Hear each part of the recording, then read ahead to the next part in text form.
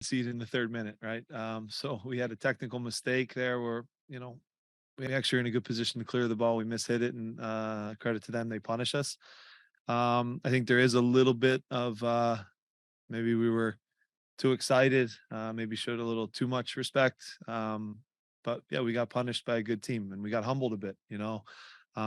Overall, we know we need to be better. I think we're usually a good team in the sense that we really make teams earn their goals. And I thought tonight, even just looking at the expected goals, which I know don't always tell the truth, but we did create a lot and we got punished. Conceded 4 goals on like a .6 expected goal. So gave up goals that we shouldn't have. Got punished for it, got humbled. But that's a very good Miami team. No question about it. They have a ton of talent. But we're just overall, disappointed. We didn't have our best first half in particular. And once you go down 3-0 against the quality opponent, it's going to be difficult. So yeah, we're not happy. To not start the game like this. Do you think in hindsight might have been the better shot, maybe the 4-4-2, or? Yeah, maybe. I mean, there's always going to be second guessing when you don't play your best, right? The thinking was to be a little more defensive with a team that we knew would have the ball. Statistically, they're with Messi now, they're leading every possession statistic. So we knew we wouldn't have the ball. So that's why we chose the guys that we did and the shape and formation that we did. You can start to do a million what ifs. If Danny finishes that one right after they score, does the game maybe settle down a little bit? Instead, Messi scores from 35 yards out on a shot, and we get punished. So again, the margins are very tight in the biggest games in the semifinal like this, and yeah, we weren't good enough, and like I said, we got a little bit humbled. Jim, Messi's only involved directly in one of those four, or one of the 4 goals. How well do you think you guys did against him? Is it tough to give up some of those goals that you did when he doesn't have a role? Yeah, I mean, look, it takes a complete team effort now, and it takes 11 guys at their maximum to have a chance against a team like Miami. And if you go back and look at the first 20, 30 minutes, we made too many mistakes and they really punished us. I think we were in position to clear balls. I think we had numbers even around Messi and almost dropped off of him when we had, almost 5 guys around him in that moment where he scores. So yeah, you have second thoughts and you second guess yourself. Again, maybe emotion, whatever, too much respect, whatever it might be. But yeah, it wasn't us for the first half, and you have to give credit to the opponent too, because they punished us. They are very good. There's no question about that. So I don't want to take anything away from them. But like I said, usually we make teams really grind and wear us down and earn goals. And if it's a 10-pass sequence with a tap in, and you kind of tip your cap and you go, wow, okay, they broke us down. But the goals that we gave up were uncharacteristic of ourselves, and that's what I think hurts the most. You can see it in the third minute now, and it takes the air out of the stadium. It really hurts. And we lose a little bit of life there. So that part was difficult. Just 2 quick ones. First off, I'm curious, if you have any concern about bouncing back from this. Obviously, it's been a while since there was a game with this much hype surrounding it, this area. The other thing is consider the build-up. You sort of encourage people, maybe not even half jokingly, not to sell their tickets. I'm curious what you made of the atmosphere out there. The reception and whatnot. Yeah, the first part. Look, it's hard to lose and concede 4 goals. We really, I don't know when the last time we have conceded 4 goals in this building. I mean, it's been a really, really long time, I think. So that part hurts. So yeah, it doesn't feel normal, walking off that field, having conceded 4 times. It almost never happens here. So that part's difficult for sure. In terms of the stadium, look, I thought the crowd was amazing. I thought it was a great atmosphere. Of course, I think if you're even a Union fan, you should respect and love how Messi plays the game and how he is as a human being and as a teammate. So that part I'm totally okay with. Yeah, was there a lot of pink? For sure, and I think that's going to be the case anywhere he goes, because again, look, I grew up in Philadelphia. I'm a 76ers fan, but I also love Michael Jordan. You know what I mean? So there is a little element of that. He's global. He is literally the the best to ever play our sport, and the way he does it too, he's humble, man. You can tell.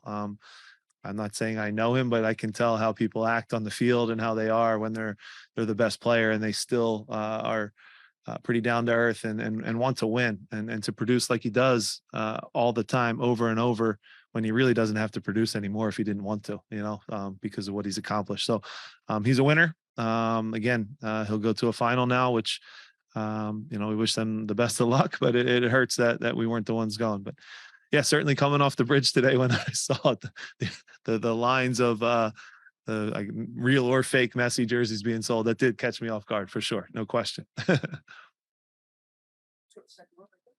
as you look ahead to the third place game, can we expect some added rotation? Obviously, we're still down 10 bodies, and would love an update on Carranza. He obviously did not feature today. Yeah, look, again, I can't believe I have to explain this, but if Julian was able to play tonight, he would have been on the field, guys. I had some people screaming at me to put him in the game. It's like he's our best striker and he's our leading goal scorer. I would have put him in if he could have. He was there, just to be clear, he was there if some crazy situation happened where guys started dropping at the end of the game and we needed someone to literally take a penalty kick. That was the only reason he was even in a uniform. So he would tell you he maybe could have done more, but that the reality is we wanted to be safe. I trust our medical staff, and he had a grade 1 hamstring a couple days ago, and to put our top goal scorer out there didn't make a lot of sense, but we dressed him in case of the need for a penalty. Yeah, look, it's tricky, and Pablo brought it up. To now play in a third place game, it's deflating, right? So, but we have to find a way, because there is still a Champions League spot on the line, which is big. I know our players still want to win and finish the competition the right way.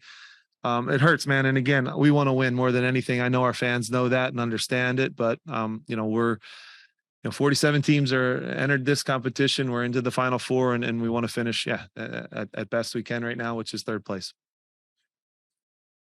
Jim, a lot of games, a lot of minutes for key players. Yeah. And a quick turnaround. How much is fatigue a factor these last couple of weeks? Yeah, look, we changed in 3 positions that we're pretty comfortable changing in, where we can keep guys fresh. Again, I've talked about it before. A lot of data and analytics and analysis that we've done shows that in our league, if you rotate 4 or more, it kind of falls off a cliff in terms of getting results. So rotation is good and it's necessary in a busy competition like this. I think we've tried our best to make some changes here and there and keep guys fresh. But fatigue's played a role, no question about it. You see the gift and the curse of this competition and advancing is you do see injuries. You see a lot of teams that are in the final 4 now picking up little knocks here and there, but you're playing for a trophy, and that's what you want to do. So it is a balancing act for sure. We'll put a group on the field. A lot will depend on the Nashville Monterey game, right? Monterey is already qualified for Champions League. So if they do lose and now we play them here, there's basically 0 on the line for them. So that makes a really awkward, unique situation. If obviously, if Monterey wins, they go on to a final, and Nashville will be fighting just like we will for third. So it is a unique situation and scenario that's going to come, but we want to win the last game. That's kind of how our guys are wired. Obviously, any loss is going to hurt. It's Yeah. gonna be painful. But particularly the way that you guys lost, Yeah. conceding more goals. Again, Yeah. many games as a team that prides itself defensively, and the competitiveness of your group probably wanting to be the first team that knocked off the Sure. Miami Messi team that's had the spotlight for everyone. Like, how frustrating is this? Is how the way it came out. It's tough. It's really tough. And that's the last thing I said to them when they left out for the field. Let's be the first team to do it. That's a motivator for guys. But then you look at the opponent, and they're pretty damn good as well. So it was a humbling game. They were really good on the ball. They're sharp. But I will say, I know I'm going to sound stupid, but at 3-1, we still had 3 or 4 chances even before Ali scores that we could have at least put some pressure on them and made them feel it a little bit. We missed a lot of I'll just say good chances, point blank chances, and on a different day, we can finish those off and things change. So that hurts. That's how it is. You have to move on. We'll look at the tape. We'll try to get better, and again, regroup and play in this third place game. Our last 2 right there, Charles. Following up on those chances in the second half, it looked like between Donovan Yeah. misses, and there was just several times where there was just crosses. Yeah. Just couldn't there. Was that a miscue or was the game just kind of out of hand by that? No, look at that point, it's still a game. There still was a lot of time left too in those instances. I go to Daniel's chance in the first half is a really good one where he's one-on-one with Callender, and Callender makes a big save. The save he makes on Donovan's header where he dives down low. Mikel has one where it's slotted across, like you mentioned, where if he slides, maybe he gets a tap in. Jacob has the one at the back post where I've seen him score that a million times in training. It just goes off just misses it and it goes wide. And Chris has the empty netter that you'd like him to hit the target. So those are big chances. And in a semifinal, you need those things to go your way. Obviously when a team, I'm not naive, guys, when a team's up 3-0, they're going to sit a little deeper and we're going to have a little more of the ball in possession. So at that point, yeah, the 4-4-2 looked really good because they're just sitting deep. But again, we didn't do enough tonight. We didn't get it done. And I think collectively as a team, coaches, players, I'm just disappointed with how we started the game, and that first goal was the one that was preventable and deflating. I know hopefully this is too big picture, but to see the way that three players, even one of them being the GOAT, has completely transformed this last place MLS team. Yeah. Are we looking at like a transformative moment in terms of how this league's teams build its rosters? I mean, does it maybe change the way you guys build your team? 100%. I think the league rules are going to change. I think him coming here is going to change a ton, and it should. It's the training wheels are off. I think. So now you have a player who's the best player of all time. You have Busquets, who's quietly probably the best holding midfielder. You could argue of all time. What you could have maybe it could go 2-3, whatever you want to argue. Alba is pretty good at soccer as well. And again, the young guys that they've just spent a ton of money on that you guys haven't really seen yet that are coming in. I mean, these are real players. So yeah, they're only going to get better. That Miami team is going to go. Their ownership's going to spend like crazy, and they're going to make them the best team in the league, and they might already be one of the best teams in the league. So yeah, that's coming, and I don't think anything's stopping that. That's the way it's going.